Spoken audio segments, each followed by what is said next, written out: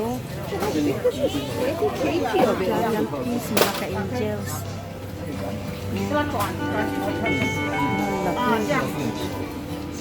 Ang laki, oh. Mga ka-angels, oh. Ang laking isda, oh. We take a picture first. Donovan. Donovan. Laki.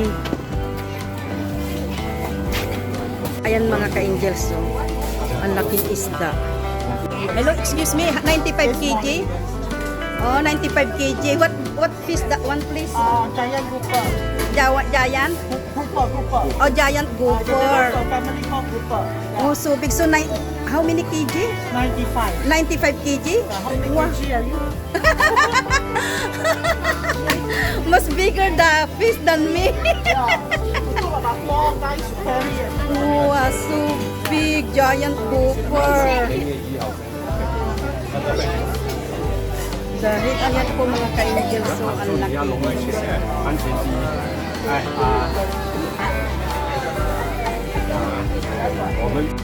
So ayan mga ka-angels, binibiling nila yung giant grouper ng mga staff ng... Ayan, mas malaki pa sa akin yung isda mga ka-angels. So 95 kg daw yan.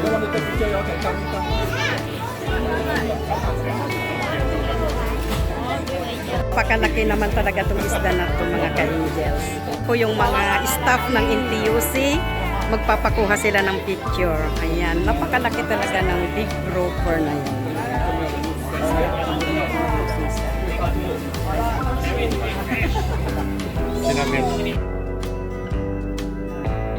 Ayan, kinakarni-karni na nila, ini-slice na nila.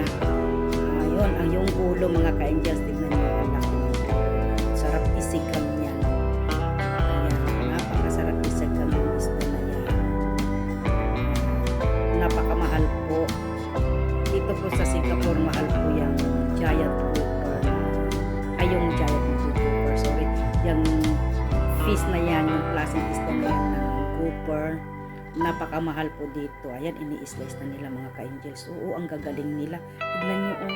Iklat-iklat na nila. Oh, buong-buo.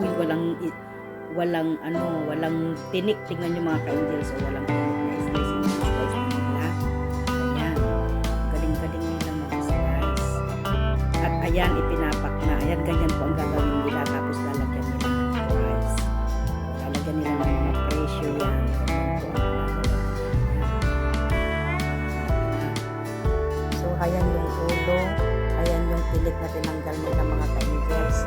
Ikakat pa nila yung tilik na yan at ipapak nila pati yung ulo, ikakat nila at ipapak din po nila sa ibang preso ng mga ka-angels. At tignan nyo mga ka-angels yung laman, ang kapal ng laman mga ka-angels.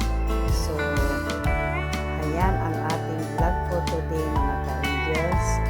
Maraming salamat sa pagsama nyo sa aking pagmamarket at ayan nga mga ka-angels. Salamat din sa patuloy niyong pagsuporta sa aking mga upload videos, mga ka-angels. Ayan, tignan niyo mga ka-angels ang laman, ang kapal ng laman. So, hanggang dito na lang ang aking video. God bless us all.